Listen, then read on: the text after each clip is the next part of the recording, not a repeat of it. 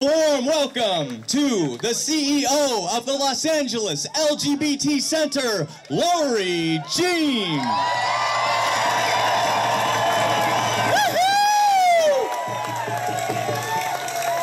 Welcome to West Hollywood on this historic, phenomenal day.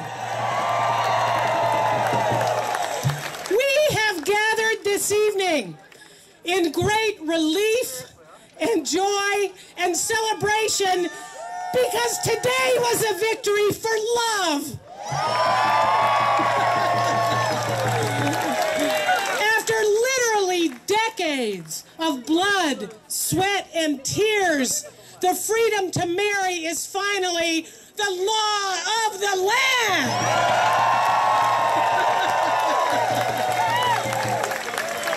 And for the first time in history, our nation's highest court has determined that we are entitled to the same rights and privileges as every other American.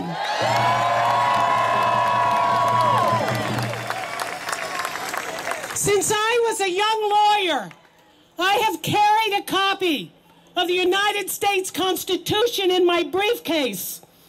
Today, it finally includes us all.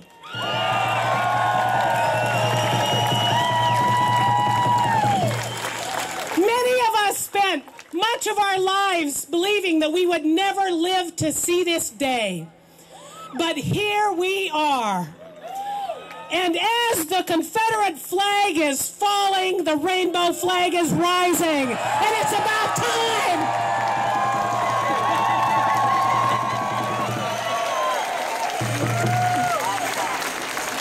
Today was a magnificent defeat of bigotry and ignorance.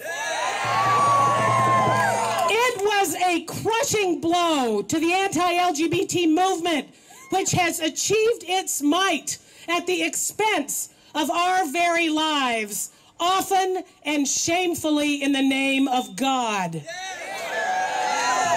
Well, it looks to me like if God is with anyone, she's with us.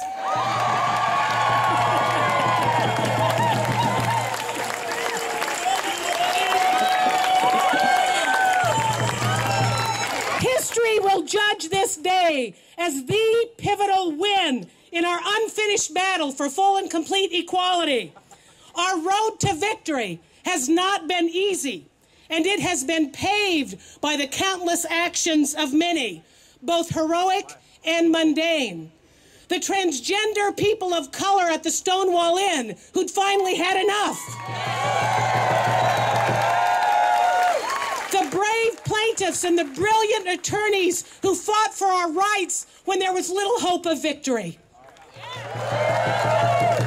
The activists and the leaders who stood up for all of us, and LGBT people everywhere who dared to come out of the closet. Including couples in small towns with no legal protections who raised children and lived decent lives in spite of the bigotry they faced on a daily basis. Today is a testament to all of those people and to the growing numbers of straight allies who have stood with us.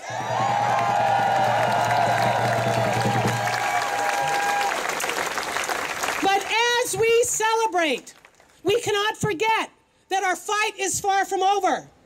In many states, employers still have the right to fire us, and landlords can evict us. In almost every state, parents can force their children, their LGBT children, to go through damaging so-called reparative therapy. Merchants can refuse to serve us, and the haters can continue to attack us. In this year alone, our nation has seen 9 transgender women murdered. And today, on this day of progress, the LGBT Center in Memphis, Tennessee, was informed by the district attorney that the man charged with civil rights violations for threatening to bomb their center and kill them all was released on a harassment charge because LGBT people are not covered under Tennessee law. All of these things are still happening because of our sexual orientation and our gender identity, and we clearly have much work still to do.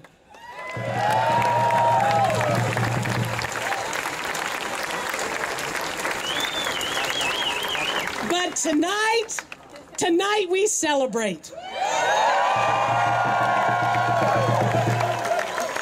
We celebrate especially because today's decision was about so much more than marriage.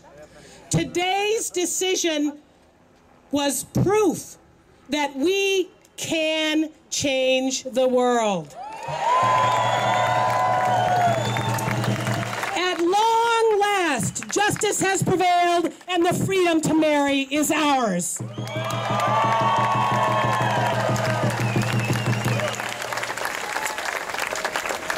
Now it is my distinct honor to introduce our next speaker. More than 25 years ago, one national LGBT organization, Lambda Legal, began putting the issue of marriage on our radar. Then, in 1993, when Hawaii plaintiffs brought their lawsuit, Lambda Legal jumped to their aid.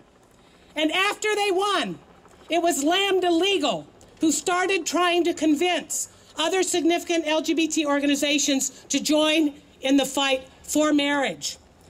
I'm proud that the Los Angeles LGBT Center was the first significant organization to join them.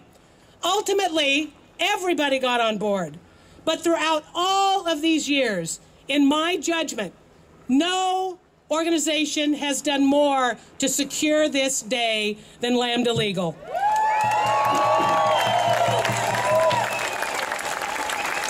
Please join me in welcoming one of Lambda's heroes, John Davidson.